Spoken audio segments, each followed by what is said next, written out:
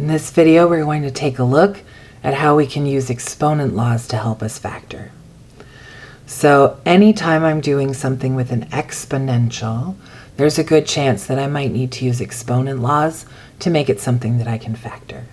So I think we're going to do the second question together.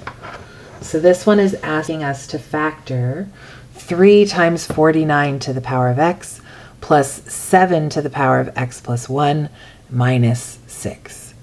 So taking a look at this, I do notice that it is exponential. The x is in the exponent. I also notice that they don't currently have the same base. I could take 49 to the power of x and let that be a, and take the 7 to the power of x plus 1 and let that be b, but then it wouldn't actually factor. I would have 3a plus b minus 6, and that they don't have anything in common. There's nothing I can do with that. So what I would like to do is try to see if I can use variable replacement where I'm only replacing one thing. So it would help if I could find a way to write these as same base. So I might start with the 49. I know that 49 is 7 to the power of 2. So this would be 3 times 7 to the power of 2, that's 49, and then to the power of x. And then here, the 7 to the power of x plus 1, we've done some work with this when we did proofs. I think I might proactively break this up into 7 to the x times 7 to the 1. Right? If we look at our identity sheet, that's a rule. It says if you have two exponents that are being added, we can go backwards and make it a multiplication question. All right, and then I still have the minus 6.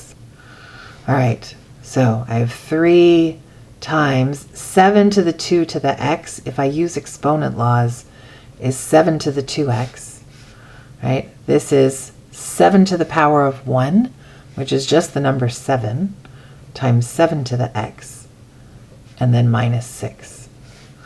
So these aren't quite the same, right? This one has a 2 and this one does not. So I'm going to see if there's a way to write this as 7 to the x, and then maybe with a power or something. So taking a look here, I see that if I have two things being multiplied in my exponent, I can make that a power of a power. So it was a power of a power, but I basically want the x on the inside and the 2 on the outside. So I'm going to say this is 7 to the x squared plus 7 times 7 to the x, and then minus 6. And then from here, if I can find my highlighter,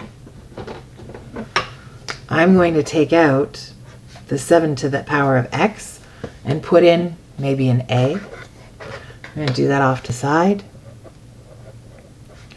I'm going to let a equal 7 to the power of x.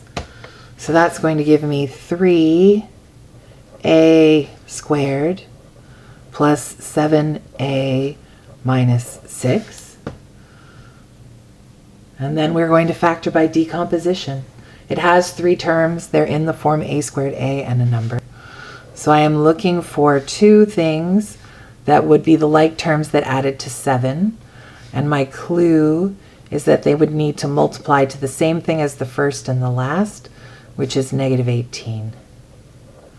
So things that make 18 would be 1 and 18. I cannot make a 7 out of that. 2 and 9.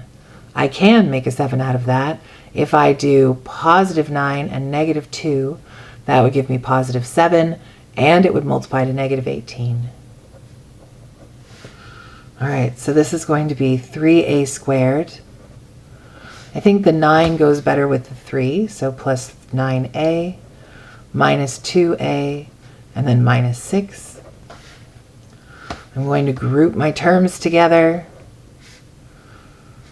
I can take a 3a out of that first pair, and I would have to multiply by a and 3 in order to get 3a squared plus 9a.